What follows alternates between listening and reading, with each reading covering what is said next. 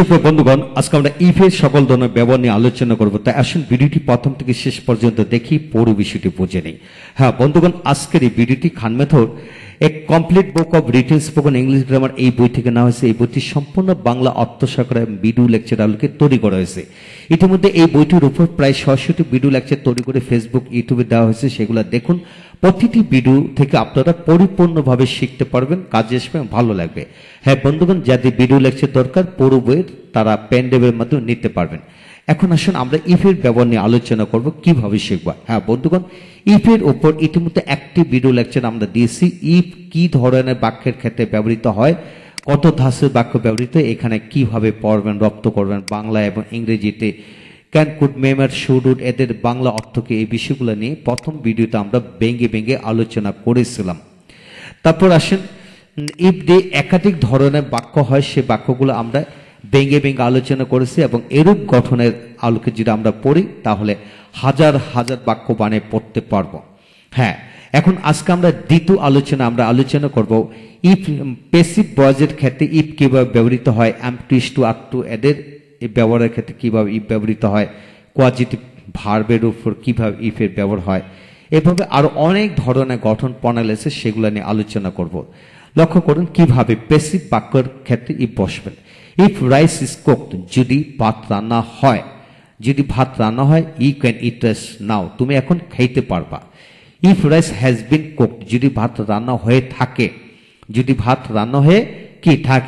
তাহলে তুমি এখন খেতে পারবে। You can eat rice. হ্যাঁ বন্ধুগণ, এই বাক্যটা হলো প্রেজেন্ট ইনহিবিটেন্স, এই বাক্যটা হলো প্রেজেন্ট পারফেক্ট টেন্স। এখন হলো এটা হলো পাস্ট ইনহিবিটেন্স। ইফ রাইস ওয়াজ কুকড, যদি ভাত রান্না হয়ে থাকতো বা হইতো, যদি ভাত রান্না হইতো, ই কুড ইট দেন তখন এটা খাইতে পারতে। If rice had been cooked, যদি ভাত রান্না হয়ে থাকতো, ইউ কুড হ্যাভ ইটেন দেন তখন তুমি এটা খেয়ে থাকতে পারতে।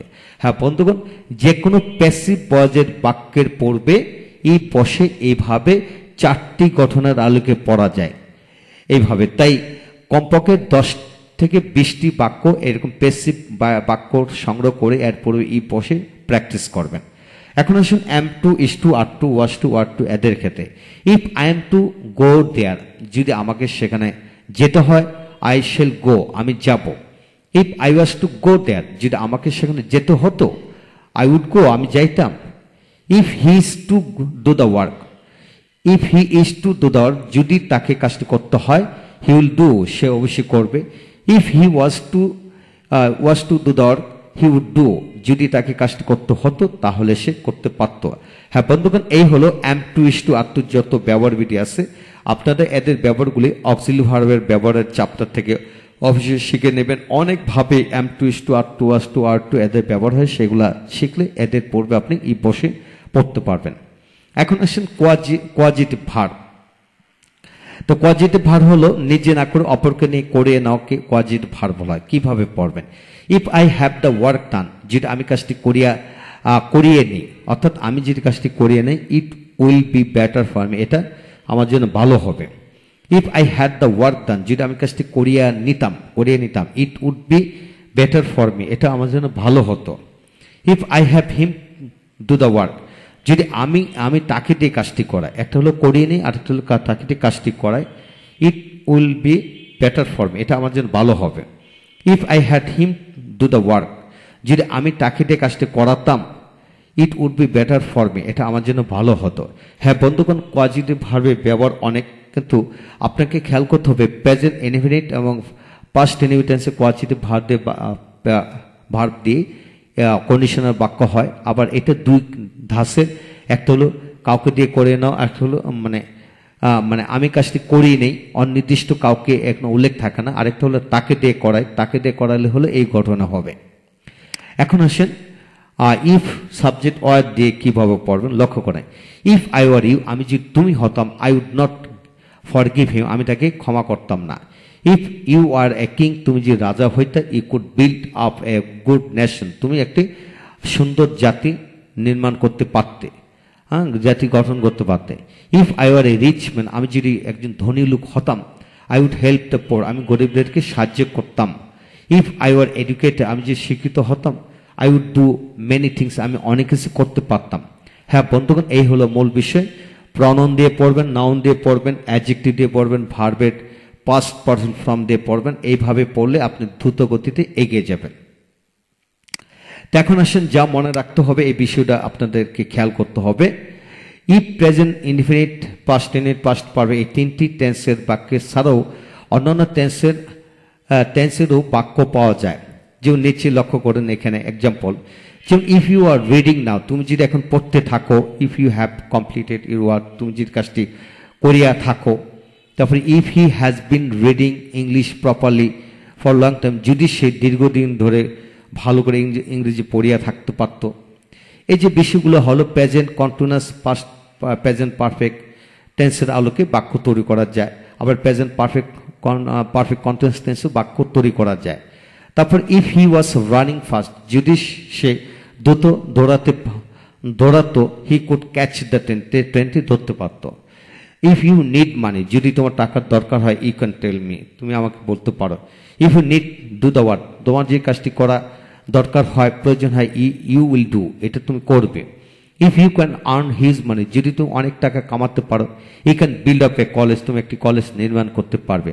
হ্যাঁ বন্ধুগণ, লক্ষ্য করেন এখানে পাস্ট কন্টিনিউয়াস, আবার নিড, ক্যানের ব্যবহারও কিন্তু রয়েছে। আমরা সাধারণত জানি দ্বিতীয় বাক্যের ক্ষেত্রে ক্যান বসে, কিন্তু প্রথম বাক্যের ক্ষেত্রে ক্যান বসে।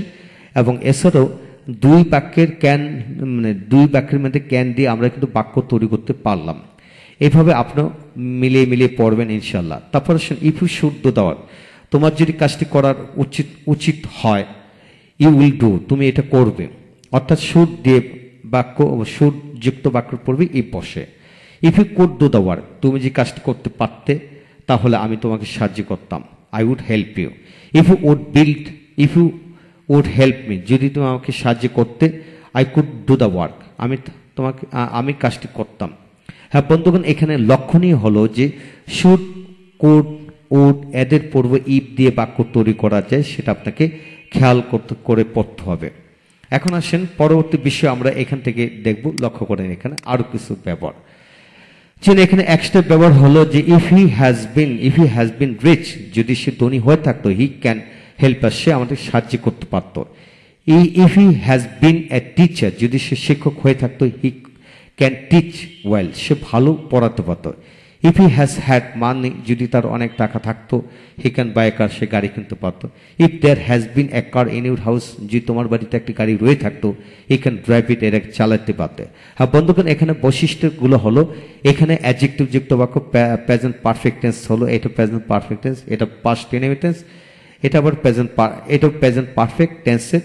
এখানে নাউন যুক্ত, এখানে অ্যাডজেক্টিভ যুক্ত, এখানে নাউন যুক্ত, এখানে আসবা নিযুক্ত। এটা হলো কোথাও কোনো আসবা নিযুক্ত প্রেজেন্ট পারফেক্ট টেন্সের পূর্বক বাক্য তৈরি হয়, এই বসে বাক্য তৈরি করা যায়। এখন আসেন ওয়ার এবং হ্যাড এর ক্ষেত্রে আরো বেশ কিছু বাক্য আমরা এখান থেকে শিখবো। লক্ষ্য করেন এখানে ওয়ার আই রিচ, অর্থাৎ ইফ এর পরিবর্তে আমরা ওয়ারটা বসে বাক্য তৈরি করি। ওয়ার আই রিচ, আমি যদি ধনী হতাম, আই কুড বাই এ কার, আমি গাড়ি কিনতে পারতাম। হ্যাড এ বিন রিচ, আমি যদি ধনী হয়ে থাকতাম, আই কুড হ্যাভ বট এ কার, আমি একটি গাড়ি কিনে থাকতে পারতাম। হ্যাড হি বিন রিচ, সে যদি ধনী হয়ে থাকতো, he could have got help from him, সে তার কাছে সাহায্য পেত। হ্যাঁ বন্ধুগণ, লক্ষণীয় হচ্ছে এখানে আমরা কিন্তু ইফ বসে বাক্য তৈরি করতে পারতাম। তো ইফের পরিবর্তে যদি আমরা এখানে অক্সিলারি ভার্বটা যদি আগে বসাই, তাহলে যদি অর্থ প্রকাশিত হয়, এটা খেয়াল করে পড়তে হবে। তারপরে were you an English teacher, তুমি যদি একজন ইংরেজি শিক্ষক হয়ে থাকতে, he could speak English well, তুমি ভালো ইংরেজি বলতে পারতে। তারপরে এখানে দেখেন হ্যাড বিন দিয়ে করা যায়। তারপরে এখানে হ্যাড এ কার, আমার যে একটি গাড়ি থাকতো, আই কুড গো দেয়ার, আমি সেখানে যাইতাম। Had you told me the news before, তুমি যদি খবরটি আগে জানতে, তা I would have help him, আমি তোমাকে সাহায্য করতাম। অর্থাৎ তুমি যদি আমাকে খবরটি আগে বলতে, তাহলে আমি তোমাকে সাহায্য করতে পারতাম। হ্যাঁ বন্ধুগণ, এই হলো বিষয়। এখানে লক্ষণীয় যে ইফ দিয়ে আরো অনেক ধাঁচের বাক্য হয়। পরবর্তী ভিডিওতে আমরা সেটা আলোচনা করব, অবশ্যই আমাদের সাথে থাকবেন ইনশাল্লাহ। আপনি যদি রিটেন স্পোকেন গ্রামার শিখতে চান পরিপূর্ণভাবে, আপনাকে ইফের সকল ধরনের ব্যবহার অবশ্যই জানতে হবে।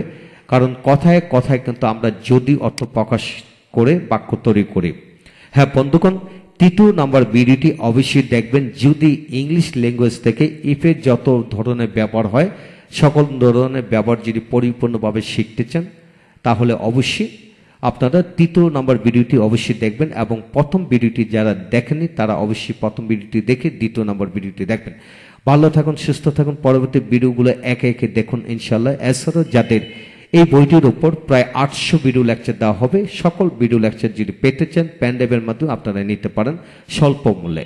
Thank you very much.